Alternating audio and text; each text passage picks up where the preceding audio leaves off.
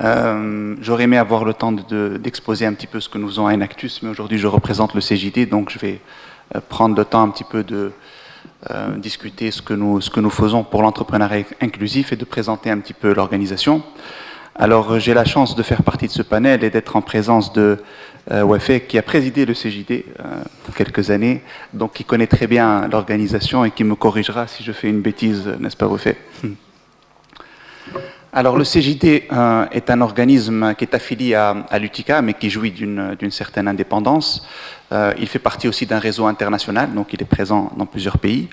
Notre mission est vraiment d'accompagner, de former, d'aider les jeunes dirigeants ou ceux qui aspirent à le devenir, donc de moins de 45 ans, à pouvoir développer leur idée ou mener leur carrière avec comme optique la mise en place et la construction d'entreprises durables, pérennes et responsables. Donc quelques chiffres avant de rentrer un peu plus dans les détails. Donc le CJD, c'est plus de 80 000 entrepreneurs et dirigeants accompagnés depuis 1998, depuis sa fondation en Tunisie. C'est plus de 500 membres chefs d'entreprise, 7600 emplois représentés, et puis des participations à diverses manifestations à l'international pour représenter la Tunisie. Donc toutes nos initiatives s'articulent autour de valeurs que nous défendons, la responsabilité, qu'elle soit sociétale, sociale ou environnementale, la solidarité, et notamment le réseau, qui est un élément important chez nous, la loyauté, et puis le respect de l'éthique, de la dignité humaine, dans toutes ces composantes. Alors notre raison d'être, c'est vraiment aider les jeunes dirigeants à bâtir une entreprise responsable et durable, et je vais discuter un petit peu plus tout à l'heure les outils, les vrais outils qui les aident dans ce sens. Et notre raison d'agir, et notre motto, comme on dit, c'est vraiment mettre l'économie au service de l'homme. Alors nous avons 5 piliers au CJD. Le premier, c'est la réflexion. Donc on fait partie de cercles de réflexion et puis nous sommes force de proposition pour certaines lois ou pour certaines initiatives économiques. Nous conduisons également des études sur certains aspects de l'économie. Se former pour progresser, donc la formation des jeunes dirigeants avec un programme qui est ouvert à un grand nombre et qui est très complet. J'y reviendrai également. L'innovation et l'expérimentation pour essayer de faire avancer certaines problématiques, notamment liées au managériat. L'influence pour pouvoir peser sur les institutions dans le sens d'une économie plus inclusive, dans le sens de moins de barrières à l'initiative économique. C'est un élément très important pour nous. Et puis toujours avec une optique long terme, pérenniser les entreprises, les développer dans un sens durable. Alors, comment est-ce que nous œuvrons pour un entrepreneuriat plus inclusif? D'abord, nous avons un élément très important au CJD qui est la performance globale. Donc, toutes nos initiatives sont basées sur le fait que pour nous, la performance d'une entreprise n'est pas uniquement financière, elle est également sociale, sociétale, environnementale, et je reviendrai très vite sur cet aspect-là. Nous formons et nous accompagnons les jeunes dirigeants dans toutes les régions dans lesquelles nous sommes présents. Nous sommes présents sur 8 régions actuellement, mais nous voulons aussi développer notre réseau pour être plus proche encore des dirigeants sur tout le territoire. Nous menons des campagnes d'influence pour faciliter l'initiative économique, pour défendre des projets de loi qui baissent et qui réduisent les barrières à l'accès à l'initiative économique. Et puis nous mettons à disposition notre réseau, donc tous les anciens du CJD, les entreprises membres, tous ceux qui sont dans notre giron, pour faciliter, pour conseiller les jeunes dirigeants qui sont membres et pour permettre un transfert de savoir et de connaissances. Et puis, comme je l'ai dit, notre présence sur les régions qui est essentielle pour réduire le gap.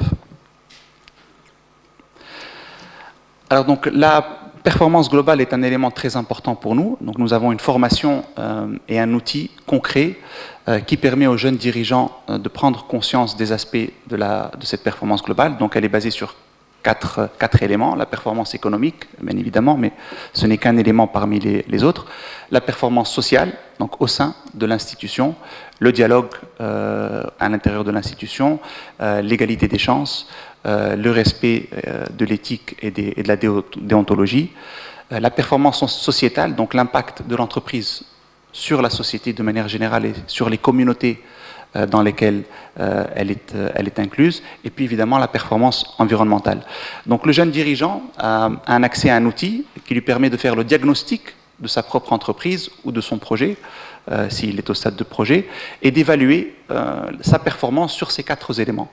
Et à l'issue de ce diagnostic, cet outil permet aussi de mettre en place un plan d'action pour améliorer la performance sur ces 4 éléments. Donc comment avoir une performance environnementale meilleure, comment développer le dialogue social à l'intérieur de l'entreprise. Et c'est une formation qui est essentielle et qui est importante pour nous. Alors nous avons aussi l'école du JD, donc ce sont des cycles de formation, généralement sur les soft skills, sur le leadership, la gestion d'équipe, la gestion de crise, que nous menons dans les régions également, pour pouvoir donner des outils aux jeunes dirigeants, à ceux qui aspirent à le devenir, des outils en termes de gestion d'équipe, de soft skills, de techniques managériales, pour pouvoir les former et les préparer aux défis qu'ils vont rencontrer. Un autre élément aussi sur lequel nous travaillons beaucoup en partenariat avec la Konrad Adenauer Stiftung, c'est le dialogue social et les bonnes pratiques du dialogue social.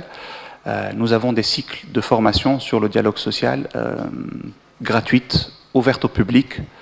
Le dernier en date, c'était réinventer son management face à la crise.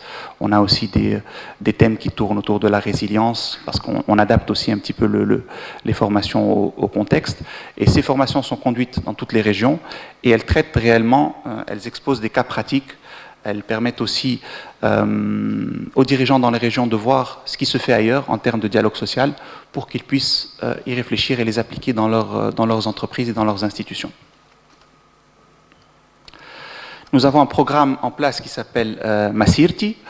Donc c'est un format de table ronde qui permet aux dirigeants ou aux entrepreneurs d'avoir accès à des experts, eux aussi dans le monde économique, des entrepreneurs qui ont réussi ou des chefs d'entreprise, et de leur exposer leurs problématiques concrètes, des soucis qu'ils ont, peuvent être d'ordre financier, de financement, peuvent être d'ordre administratif, de ressources humaines, et d'avoir leur expertise, leur feedback, et de sortir réellement avec des réponses concrètes de ce qui peut se faire, de ce qui peut, des solutions auxquelles ils peuvent avoir accès.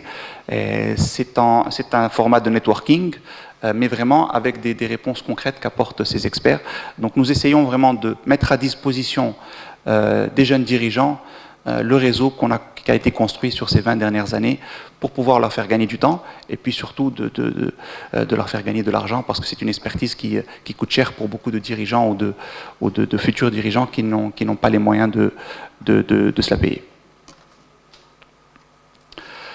Alors comme je disais au début aussi, notre rôle est un rôle d'influence, donc on essaye, en tout cas on propose des réformes toujours dans le but de limiter les barrières à l'investissement et à l'initiative économique.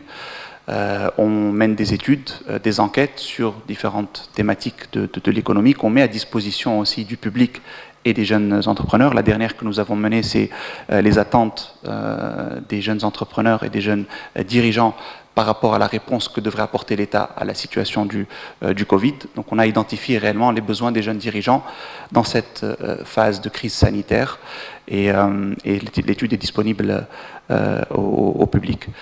On propose des projets inclusifs, et on soutient des projets qui ont été proposés par d'autres institutions. Nous avons soutenu et discuté aussi, nous avons organisé une table ronde sur le statut d'étudiant entrepreneur, sur le Startup Act, l'économie sociale et solidaire également. Donc on essaye de transmettre l'information, mais aussi de participer, de créer des débats autour des initiatives qui s'inscrivent dans notre stratégie.